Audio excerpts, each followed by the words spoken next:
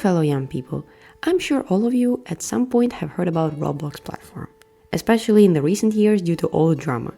Creatures of Sonaria is one of the games that was created on this platform by a company, Sonar Studios. The game itself is a survival simulator. This is a very nerdy game, so let me explain it in simple words. You tiny or big creature, you live in a very scary world. Other creatures try to nom you, Zeus tryna zap you, and Poseidon tryna... You live long, you good. You travel and gather shrooms. Shrooms equal good. Spend shrooms, get more creatures. More creatures, good. More creatures, more aura. Own 10 different species, open trade world. They give you item, you give item. You trade, trade is good. Trade give you new stuff.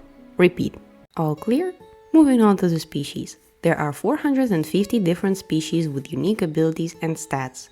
They live in land, sea, and sky, so every living thing that crawls, flies, or squats in the mud wants to kill you and eat your eyes for jujubes. Land creatures survive on land. Semi-aquatics and aquatics really like swimming. Gliders and flyers are like birds. Next, creatures are divided by tier. There are 5 tiers, tier 1 being tiny little guy and 5 being queso. These tiers set sort of a food chain, since smaller tiers are usually eaten or simply killed by the largest. The weight decides it all. The more of a fat ass you are, the more you are. Lastly, there is different diet. Herbivores nom grass, carnivores nom meat, omnivores nom both, and photovores slurp only water, and photocarnivores nom meat and no water. Now, you may ask, so what is the issue with the game? Well, it all started in recent years. Cut it short, the developers, as you guessed it, had changes in the code of the game, and for whatever reason, did it once again. So 2 recodes maybe. And they did implement some of the changes onto the creature stats. So that is the first issue. I've been in this game long enough to memorize many stats, tiers and looks of the majority of creatures. And many of people's favorite or often played creatures got nerfed. For example, Sicari went from tier 3 to tier 2, plus Keen Observer removed, Oxytalis got Keen Observer removed, Felicia got Keen Observer removed, Gallerin got Volcanic removed, Hemokai went from tier 3 to tier 2, and Vomora went from tier 3 to tier 2. And that's what left in my memory. Many other creatures had changes as well. Of course, the community wasn't satisfied with these changes, especially that many of the Keen Observer abilities got removed, and this ability allows you to see other nearby players' health bar and buffs. Many players rely on this ability since it's a great counter to invisibility, which makes the said player invisible. So, with Keen Observer you can sense the danger and flee to safety, just in time. Since the shop update, upon loading up the game, at the bottom right corner you can already see some Robux bundles on sale. As you open the shop icon, you are immediately met with home page, which is Robux stuff only. It's starting to scream buy. Not only that, sometimes the bundle offerings pop up right in front of you just as you load up the game. Finding creature gachas has become much harder, and regular shop now looks boring and desaturated compared to the flashy premium store. There are 32 creatures that are only bought for Robux, so for real money. Some are developer creatures, which are created to represent the devs of the game, and then there are Robux shop creatures. The issue some of the players have pointed out is that some of the beings are placed there unfairly and that they are extremely unbalanced. Take a look at the Stolo, silly little robot guy with a plant inside, right? Perfectly fitting for Mecha Explorer gacha since it contains steampunk or mechanical creatures, where you could try to get this thing as a regular player for some Russian tokens, right? But this thing is behind the paintball. Vespertine was added during the Valentine event of 2026 and is considered an evil spirit of love. So is it available event creature? Paywall. Additionally, Vespertine has Expunge ability that allows to deal a lot of damage based on how many negative bleed debuffs you have inflicted on your target. No other creature in the game has it, which is unfair. Seraphis is an absolute pay-to-win flyer because it is nearly impossible to take one down without Wind Shredder, which, as the name suggests, disables flight. Seraphis weighs 25k pounds, and that instantly makes it one of the tankiest flyers. Critisism is on top 3 strongest aquatics by weight, right? So that means this thing is supposed to counter Aegean Warden and Angry Koi Fish. So Critisism has more health than Koi, less damage, but more abilities and same weight stat. In order to get Magna Cetus, you have to really earn it by getting artifacts in order to reduce its price until it becomes affordable. You earn them while playing the game, and it's a tough grind. With Critisism, you pay money but get this thing instantly with 0 grind. I like the rest of the creatures, which are available through various gachas, events, missions, or rotational store. These guys are limited by existing amount, meaning that there are new ones coming. No more. No obtainable globally anymore. They were given out and that's it. No new ones. Your best bet is to get them while trading or Discord admin giveaways. Role limiteds are called like that because they were awarded to the ones who helped develop the game, right? So IRAs is for content creators of Creatures of Sonaria. So I believe RB has some, I don't know. Sigma Talks is for moderators. Etherealotus is for admins.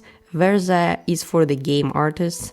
Ovas Tritius is for translators of this game. And Somnia Elus, man, I forgot. Oh, would you like to have one of them? Oh nah, pay up 150,000 mush for IRAs, 250 for Sigma Talks on Global Bucket minimum. This is an equivalent of a lot of Robux and therefore a lot of money. This is insanely overpriced, and many folk who have got their hands on these creatures have set their monopoly. Look, I understand that these creatures are a thank you gift to the people who have contributed to the game. However, said people abuse this power and set astronomical prices for the species. Same goes for badge award creatures. These were awarded for playing Roblox when it was legacy version of the game, right? All the badge award species are limited by global existing amount. Just like that, the prices for them are very high. Such behavior ruins game's economy. Do you remember how I said that the creatures are divided by the terrain they live in?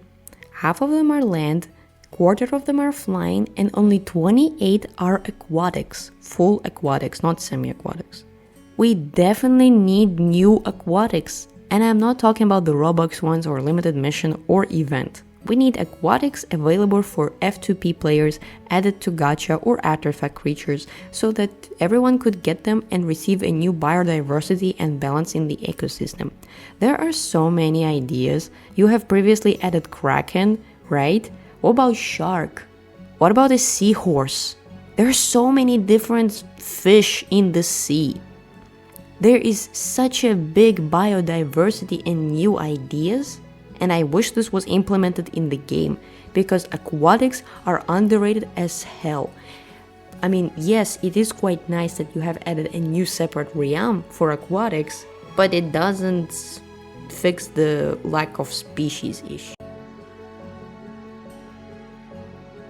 The games survive on updates and new content, and Creatures of Sonaria is no exception. In the recent years, since the first release of a secondary new monthly special, The Squirm, the game suffers a pandemia of new released creatures. Majority of the new creatures are only obtainable during the limited time missions, and let me tell you, some of those missions have diabolical difficulty. Velcacao, nest 20 players? That's like trying to nest an entire server challenge. Very hard to complete, and it doesn't pay off when you get this silly cat. VL Hard, survive as a terrestrial tier 5 to max elder. That would be surviving 2.5 hours of consecutive playing minimum, and that would be without dying, without growth tokens, or battle logging. Battle logging is when you quit the game when a player attacks you. You have some penalty for this. And overall, it would be a very hard task for average player, unless they're a tryhard like me. I have no life. Kaminaro or Kamigami donate 2,500 food points to the shrine. Basically gather food from point A to point B. Nothing special at the first glance, right?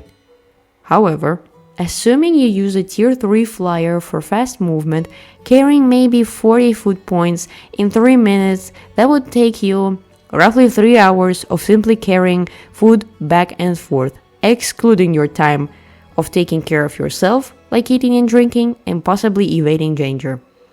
That is crazy work. Or NEEP. Nest 20 different players.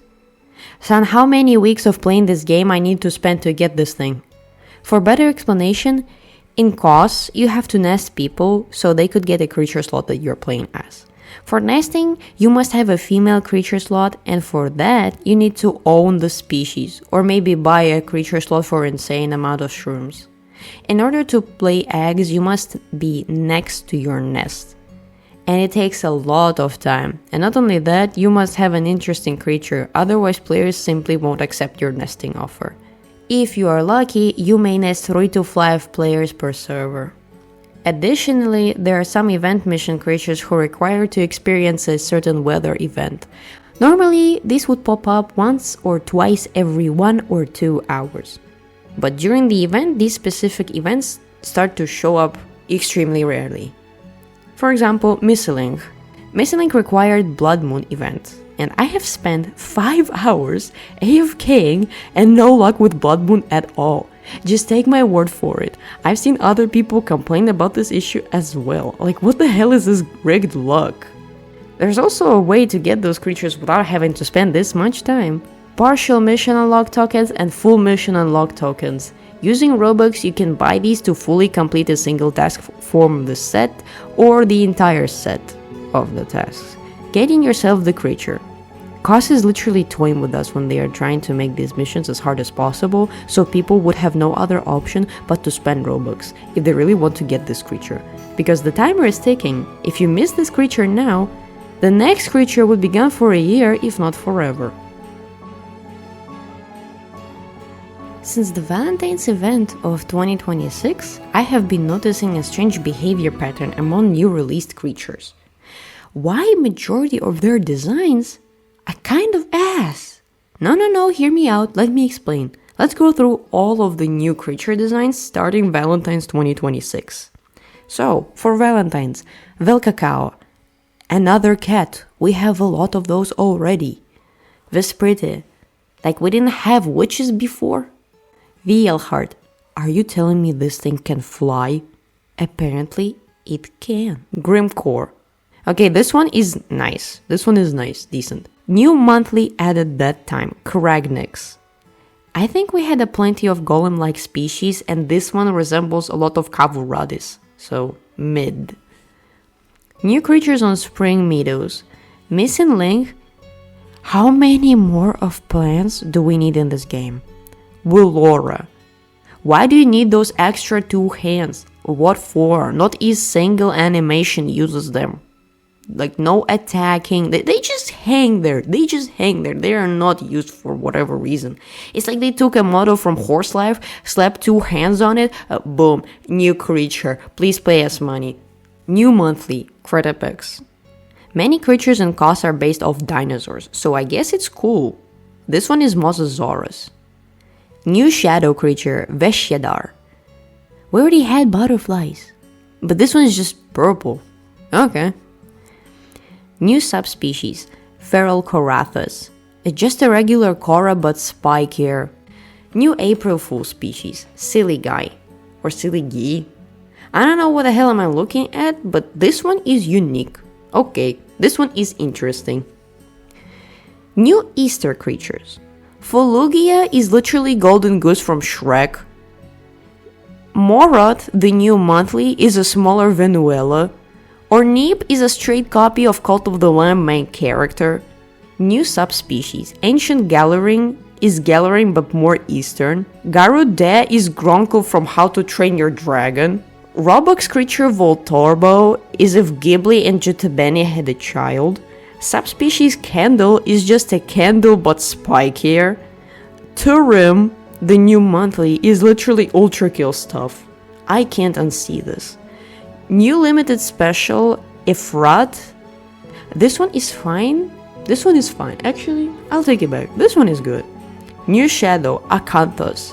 We didn't have caterpillars before, had we? New subspecies. Caldonterus is just caldo but slightly grilled cheese. New limited mission species, Sequidlium. Okay, this one is cool. This is the kraken, and that is something we didn't have before. And yay, new aquatic, yippee! New subspecies, Scuba Jeff. Subnautica wannabe, right? New Roblox creature, Iridemicon. Jesus Christ, Iridemicon. It's a new dinosaur, Stegosaurus this time. I guess it's fine. I guess it's okay. Dinosaurs are cool. Dinosaurs are cool. And finally, we get to the new subspecies Felicio. And this one is actually good. It differs a lot from its original species. This is a good design because it kind of makes it like an Alolan version of a Pokemon, right? So yeah, you can see the similarity, but at the same time, it's different. It's like they evolved in a different environment and therefore have additional features through their body. So unlike the rest of the subspecies who are just over-exaggerated models, this one is actually unique. Great job on this one. And now we have new disaster event species. Lonix is literally Shaw! Zephyran is a tornado. But it looks unique, so okay, it's fine. New monthly Garlumot is literally a bloopfish. And new subspecies Hygus, as if Hygus and Lucidar had a child. Also, we are getting new creatures on upcoming Land Sea Sky event, so that's not all, folks. And to sum up, plenty of them look like DeviantArt OCs. Originally, I thought it was gonna be like 1 or 2 references. No, we're hyping off popular fandoms or cryptids. This had stopped being funny on like Creatures 3 that resembles other character, creature, or a game. So I have personal beef with subspecies as well. All subspecies are made of community's favorites or populars. So like Corathus, Galaring, Hygus, and Caldonterus are all PvP populars. Felicio is one of community's favorite cats, as well as Galaring, but Galaring was mentioned. Candle is a previous king of PvP, before the big croc came into game and the candles went extinct. Jeff is just a meme creature, but it is fairly popular and community respects this thing. Are we seriously making these subspecies for additional profit? First we add the subspecies, then we add some crazy missions for them. Yeah, you're not wrong. To get the subspecies, you first have to complete the missions, and then you have to pay shrooms in order to unlock this creature. And before you can unlock the subspecies, you have to own the original species of the creature. So if you want feral Corathus, you have to own the Corathus, and you have to complete the missions as Corathus to get the feral one. And the difference from the original one would be a design and a few stat tweaks. Usually reduced damage or new passive abilities, or maybe upgraded damage and bigger cooldown. Are we /SRS? I feel like this is a scam and the devs ran out of new creature spam ideas. Every Friday, Creatures of Sonaria gets an update. Every event week we get a new creature. And every single time, it is almost guaranteed to be a remodel or a new creature, rarely something different. So, what the hell happened to the map? When did we get a few tweaks of the map? Winter? Previous year? I don't even remember. New realms don't count. We are focusing on main realm since majority of the players are gonna stay there during the events or as beginners. The legacy version of the map looks a lot better. The coast looked natural, the biomes were interesting, and I believe this map looks a lot bigger than it is today. Current map looks as if someone splattered circles in a bigger circle, called them different biomes, and made a few bridges. Same goes for newly created maps for hardcore and aquatic realms. The biomes do not feel peacefully integrated into one another, since the creatures are divided by terrain. All of the land, sea, and sky creatures alike do not live in harmony, but rather separately. Aquatics having the least territory to cover, and flyers having only 2 regions where they can live without a threat from the land creatures. The biomes do not convey diversity. Sure, we have redwoods, but it doesn't feel alive nor has different plant species. Aquatic regions are lifeless as always, and the desert looks hella boring. The only interesting spot there is oasis. Unpopular opinion, central rock faces and pride rocks are literally identical. We need more biodiversity. For example, deserts have lush regions in them, so a few palm trees here and there as long as cactus valleys could be useful. The redwood region could add some trees and bushes, where there would be hollows for little creatures to live in. Flying islands could use some tips from Avatar and have more caves for nesting areas, and for extra hee-hee-ha-has, there could be vines stretching from the islands to the mainland, so land creatures with climber ability could try to raid the nests. Sand islands are better to be left fly creature exclusive. Aquatic regions need an expansion and integration into other regions. Add a river, for example, so if a land creature tries to cross it, it would have to avoid attacks from aquatics or semi-aquatics. Swamp region looks visually boring, jungle doesn't even look like jungle, it's not lush, and if thunderstorm occurs, land creatures don't have a higher ground and most likely will drown. Another issue is the gameplay. If you're playing in a main realm, not hardcore, for the majority of the time, the game is kinda boring. If you're playing as any flyer, or land, or sea creature that is tier 5, it becomes a walk-in simulator because they're phenomenally slow, even flyers. And this is not all. The water places and food spawns never change. You don't have to explore and or hunt for food. Everything just stays in its place and it completely removes the survival interest. You just exist. Unless you are playing with your friends or have people to talk to, the game becomes a grind for currency. Other games such as Skyvan or Aquatic La Brea do not have such an issue, because there you really have to work for your survival. Skyvan has a random map generator, which makes the game instantly more interesting and each gameplay unique. Aquatic La Brea has an enormous map, and there you could really have to fight for your food and survival, as there are no constant food sources besides the river, I mean. Social feature with other players used to be a significant role, but since Roblox is being a dick, we have no chat anymore. Why can't the devs add a quick chat ability? A range of special messages that describe very basic needs, such as follow me, may I join your pack, stay away, food source here, etc. They have implemented a similar mechanic in Dragon Adventures in the trade realm. We need a friendly emote as well. There are fear and aggro emotes to display the intention to run or kill. But what about playful emote?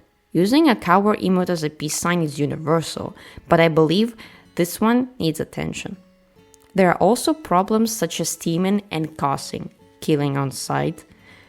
So I guess this is an issue for all PvP games. Solution: add sleep bar, which forces the player to lay down and allow its creature to have rest.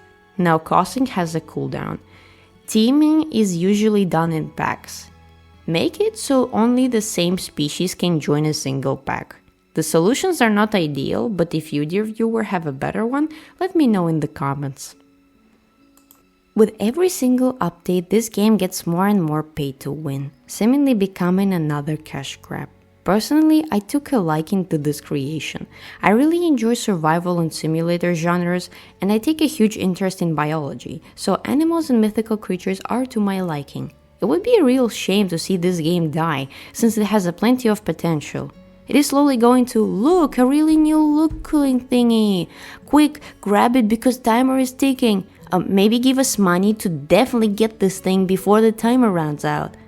But what about the actual gameplay, the map, the fun in the game? Simple grind for mush and new creatures won't solve the gameplay problem. I may have a crazy theory of why this downfall is happening. Maybe the entire time since the release of Liskworm, it was the devs' way of gathering financial resources for the new upcoming game, Warden, which is based off Creatures of Sonaria. And I have a gut feeling that Warden would be an even bigger crash grab, because I doubt that regular Roblox players would be interested in this unless they are familiar with COS. So why COS? Sonar Studios has plenty of games, however COS is the most popular of them all, having the most amount of visits. regardless of the reasoning, it upsets me that this game is losing its personality and previous coziness is fading away from it. Let me know what you think, dear viewer, in the comments. Subscribe to my channel if you want, and until next time.